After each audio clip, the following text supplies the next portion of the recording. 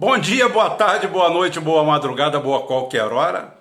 Esse daqui é o GeoForça e finalmente nós estamos aqui botando o vídeo do MiG-21. Falei que falaria sobre armamento e estou cumprindo o meu papel. Antes de tudo, vocês devem saber o que significa o MiG-21 para a história da aviação mundial. Para quem não sabe, o MiG-21 é um caça considerado de segunda, 2,5 ou terceira geração, talvez o primeiro caça de terceira geração efetivo no mundo, junto com o F-104 Starfighter americano. A diferença é a qualidade do material.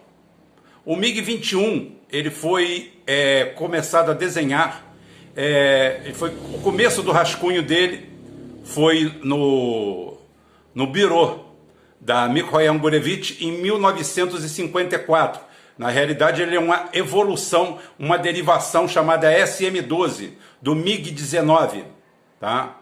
Ele recebia o título de JM-54 e ele foi uma evolução desse caça. Em 55 é lançado o primeiro protótipo do caça. Só para vocês saberem, o MiG-21 ele é lançado na Rússia, na União Soviética, em 1955. E para vocês saberem, terem ideia das coisas, ele está operacional e funcional até hoje.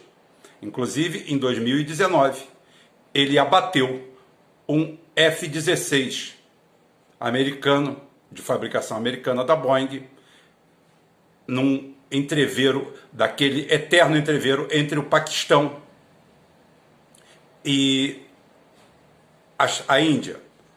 Um MiG-21, um modelo 93, que foi modernizado pelo MK, a MK-MiG, que é um escritório de reformulação de aeronaves da própria Rússia, fez o reemplaçamento desse caça e ele simplesmente abateu um F-16 de última geração.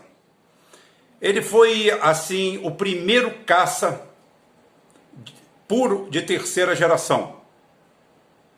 Ele é um interceptador, é um avião pequeno. É um avião que ele tem 14,5 metros de comprimento, aproximadamente, 7,50 de largura, é o tamanho da trave de um campo de futebol. 7,5 metros, 4 metros e pouco de altura. Ele consegue a velocidade fenomenal de 2.200 km aproximadamente, Mach 2. É armado normalmente com um canhão de 30 milímetros e carrega de 3 a 6 pilones. Por quê? Porque ele tem várias configurações. Começa a primeira configuração dele, da escolha do SM-12 para a produção em série, se ele seria o E2A ou E4A. Qual a diferença entre os dois? O E2A usava as asas em flecha, igual usava os MiG-15 e os MiG-19, 17 e 19, asas em flecha. E o E4, que acabou vencedor, tinha as asas em delta. Qual a vantagem e desvantagem de uma asa em delta para uma asa em flechada? Uma asa em delta te dá uma velocidade ascensorial muito alta, ou seja, você sobe muito rápido. Você tem uma capacidade de interceptação muito alta. Quando ouve falar interceptador, é o avião que levanta voo para interceptar algo.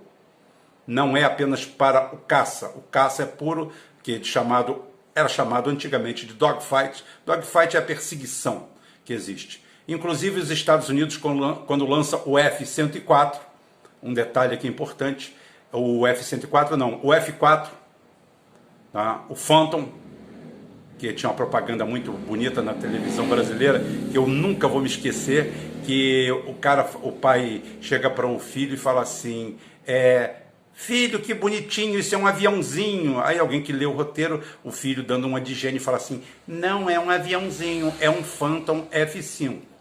O filho era tão ignorante quanto o pai, porque o Phantom é o F-4. O F-5 é um Northrop, é o que nós temos aqui Nós temos o E-Tiger II, agora NG, de acordo com as reformas, inclusive os F-5 brasileiros são considerados os mais eficientes do mundo. Foram reformados, reformulados pela Embraer com um consórcio com a Elbit. Mas aqui a gente está falando do MiG-21. Então é o seguinte, esse avião tem uma velocidade ascensorial muito alta. O problema do Delta é que quando você faz uma curva fechada, você tende a perder velocidade e perder sustentação. Ele tem uma entrada de stall. E essa era a principal característica desse avião. Por isso ele foi escolhido nessa configuração. O maior problema que o MiG-21 tinha na sua história, o maior problema do MiG-21 foi exatamente a autonomia. Os F-13, os S e a família PF tinham uma baixa autonomia. Isso daí foi resolvido nas configurações seguidas, a R, a MF e a SMT.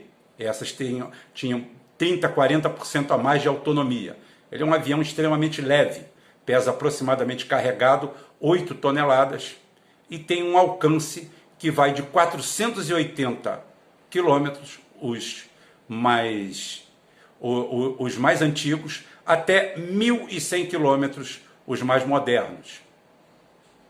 Uma grande deficiência para esse avião, efetivamente até para os dias atuais, é que ele usa um radar PESA. O radar PESA é um radar unidirecional, ele só consegue enxergar à frente. Os AESA, eles conseguem fazer a visão periférica. E ele usa um RP-22M, com alcance curto, de 30 km aproximadamente. Não é um grande alcance. Agora, a melhor coisa que existe é em relação à configuração, tá?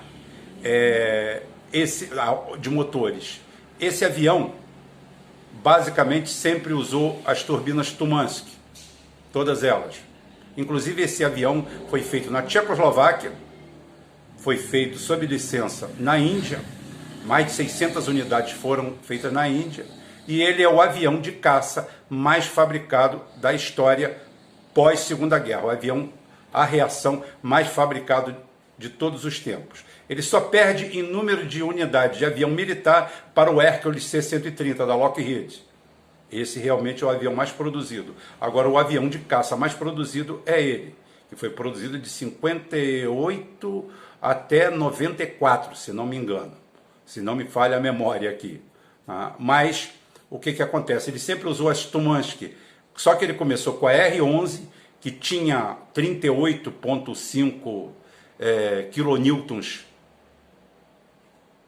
de pressão, e terminou com a última, uma R-35-300 de 97,1 kilonewtons. Isso significa 3 vezes a potência.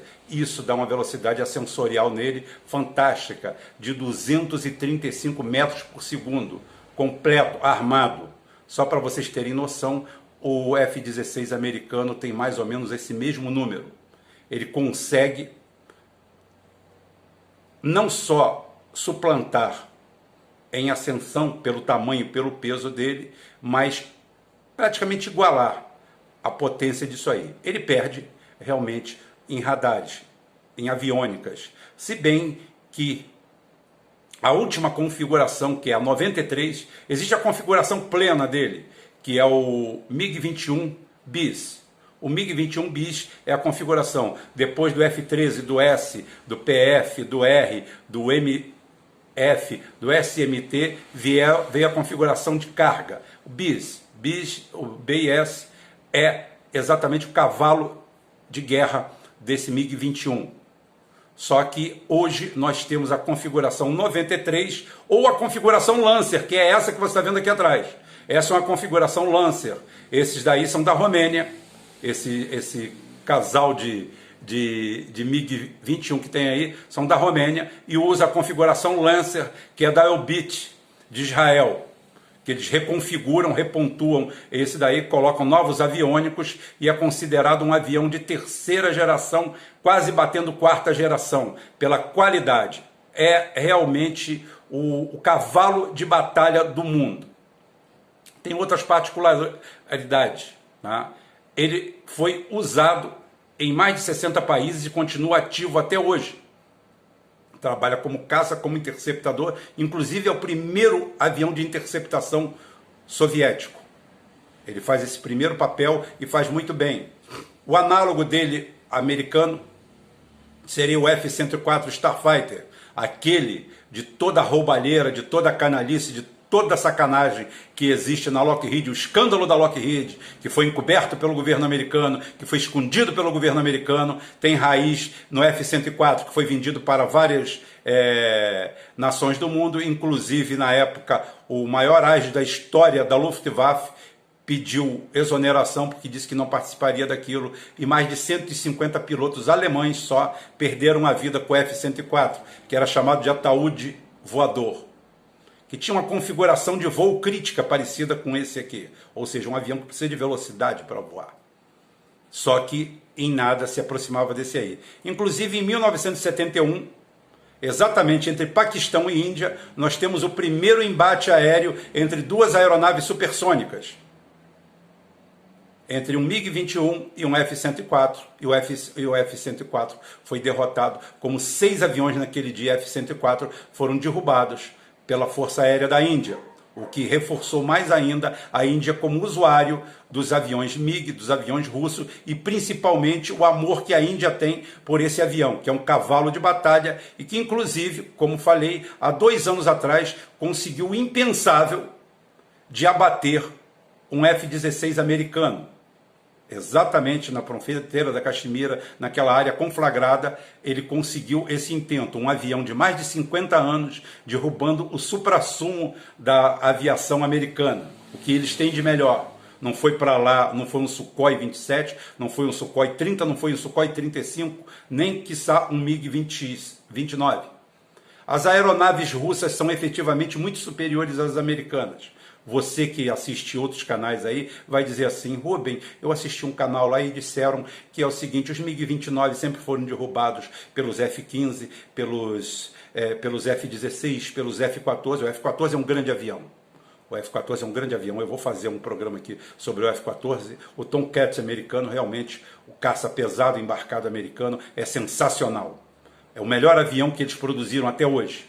O melhor avião para mim que eles produziram até hoje foi o F-14. Só que tem uma coisa, você não sabe que nos Balcãs, no Iraque, era a mesma coisa que você brigar contra alguém amarrado. As esquadrilhas americanas e da OTAN, eles subiam com um sistema de data link, ou seja, uma rede de aviões que trabalham em conjunto, fazendo todo o rastreamento, com as AWACS, aqueles Boeings com a bola giratória em cima que fazem a varredura, e satélites. Os iraquianos subiam com o peito na raça e na coragem, e mesmo assim abateram F-15, abateram Tornado, abateram Mirage, abateram F-16, abateram tudo nos céus de lá, principalmente os MiG-29 e os MiG-25, que também merecem um programa, MiG-25 Foxbat, o avião que teve o escândalo da época do Victor Belenko, que em 1976 foge para o Japão com uma unidade, o avião que era totalmente desconhecido e temido no Ocidente, mas isso aí é um caso à parte. O papo aqui é um MiG-21, que teve destaque não só ali como no Vietnã, fazendo a vida impossível para os Estados Unidos, e um dos causadores, junto com as SAM, a SAM-6, que dizimaram a Força Aérea Americana nos céus daquela região, do Camboja, do Vietnã, naquela região toda. Os Estados Unidos foram varridos dos céus, exatamente pelos MiG-21 que apareceram. Inclusive ele muda o conceito americano, quando os Estados Unidos lançam o F-15, o F-5, o Phantom, diz que não precisa mais de canhão, porque eles chegaram na era da soberania, e esse avião sempre teve um canhão de 30 milímetros, de .30, embarcado, e fazia a diferença. Inclusive o primeiro abate que ele faz da história de um avião supersônico por outro avião supersônico é exatamente com o uso desse canhão, com esse canhão de 30 milímetros 160 projéteis, ele derruba o F-104 e marca esse recorde. Fora isso, vários F-4, vários F-104 e outros aviões são derrubados no céu, nos céus do Vietnã, provocando pesadas perdas para os Estados Unidos. A sorte dos Estados Unidos é que haviam poucos MiG-21 nos céus do Vietnã, mas os Vietcong, os que tinham, realmente fizeram a festa. Fora isso, ainda temos em Angola, quando as forças cubanas, com o uso do MiG-21 e do MiG-23, mas principalmente do MiG-21, varre dos céus de Angola a Força Aérea da África do Sul, tida e vista como uma força aérea de excelência. Porém, os cubanos, eu tenho um programa sobre isso, vou colocar aqui no ar ainda, qualquer hora eu faço de novo, sobre os combates lá entre a UNITA e o MPLA, aonde o governo brasileiro, mesmo militar, mesmo com viés de direita, se coloca ao lado do MPLA de cunho marxista. Para Geisel não existia ideologia, existia o país, existia o resultado. Ele estava na era do caçar o rato e não importava a cor do gato. Eu assim dei um apanhado no MiG-21 de uma forma diferente do que você está vendo. Eu não estou aqui para botar dados, todos os armamentos que ele usa, porque isso daí é tolice. O importante é que ele dá uma virada de página.